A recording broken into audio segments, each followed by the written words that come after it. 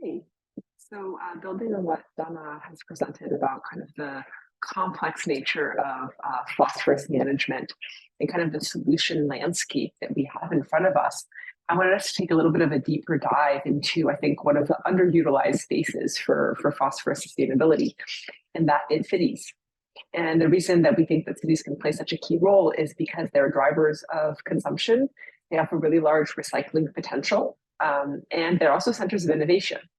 So for these three reasons, uh, myself, Will, and Brian, who are also on the call, co-developed what we call the net zero phosphorus cities concept. And the idea here is really to avoid missing opportunities for cities to contribute to phosphorus sustainability by leveraging the work that cities are already doing in terms of net zero carbon. So what a net zero phosphorus city is a city that's minimizing its inputs and outputs of phosphorus. And for all those outputs are waste products that cannot be minimized, right? Because organic waste is not always minimizable and it contains phosphorus. Being able to recycle that back onto our agricultural landscape and making sure that these are really supporting rural landscapes and making effective and resilient phosphorus management decisions. So let's dive into this a little bit more. So what do we mean with drivers of consumption? So when we concentrate people on the landscape, really we're also concentrating the demand for food products, or also for non-food products, and those products have a certain amount of phosphorus in them. So that's the direct inputs into the city, which sometimes we can minimize, but we're also quite concerned about the footprint of those items. That footprint means the amount of resources or phosphorus that are used to produce those food and non-food items, and also the amount of phosphorus that might be lost to our waterways or accumulated in our soils, which is not being used as effectively as we'd want. So as we move towards a net zero phosphorus city, what we really want to see is not necessarily minimizing the amount of phosphorus that comes in. We're not going to minimize the amount of food that's getting imported necessarily. What we want to do is minimize the phosphorus footprint. So making sure that we're not having those losses to waterways. And the way that we can encourage this is making sure that urban residents have access to healthy foods and that their diet is low in animal products, which just require more phosphorus to produce. And it's also making sure that the food items and the non-food items that are being imported really have good management behind them, right? So that urban consumers are actually supporting good management practices on farms and our rural landscapes. The second point is about the recycling potential of cities. So as we concentrate people on the landscape, we're also concentrating their production of waste.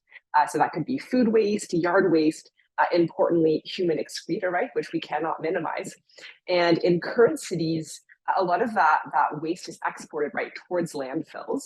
A little bit, so that green line is recycled right back to agricultural landscapes. And some of those unmanaged waste streams are actually going into our urban soils, into our urban waterways, sometimes causing issues.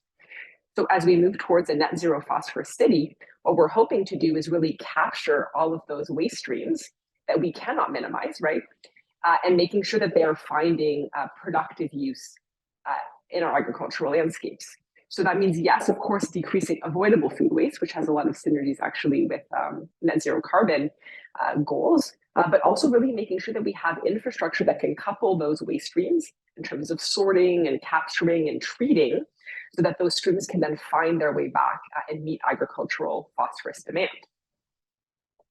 And finally, cities are really centers of innovation. They have been in many departments. And so when we're talking about closing this loop, there's work that cities can do within themselves, right? So under current circumstances, we have these large flows of phosphorus kind of through cities with a little bit of recycling.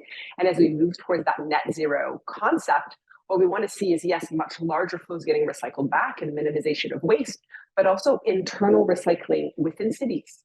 There's urban agriculture, there's other green spaces that require phosphorus.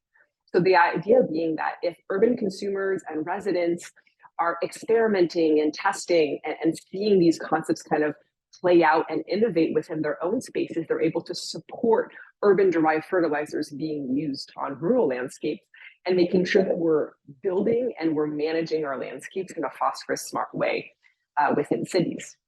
So really this concept came out of the idea of needing to synergize, right? So cities are already taking a big leadership role in net zero carbon pledges, and that's encompassing a number of areas and changes that they can make. So I've highlighted that here in black. And the idea is climate change is potentially the most threatening thing that we need to address now. And we can't always ask people to hold more and more priorities. But many times those priorities are actually linked. So the idea here is we don't need to reinvent the wheel for phosphorus. In fact, it would make more sense to synergize on existing frameworks and see where there are potential trade-offs that we can fix, and then use those synergies where we can. So in terms of these spheres, they might be focused on carbon, but I can see a number of ways in which nitrogen or phosphorus are connected, right? So nutrients and carbon are connected. So if we just point out one here would be that human excreta flow. If we biodigest it, we get biogas, which is a clean fuel, right? Not a fossil fuel. So that would help in terms of net zero carbon. But it also helps us because we can recover that phosphorus and potentially use it within our own landscapes, or send it back to the rural landscapes.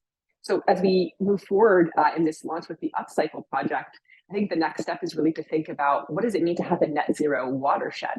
So what is the role of cities kind of within how it's connected to its waterways and to those close by rural landscapes to really facilitate good phosphorus management for all? Thank you.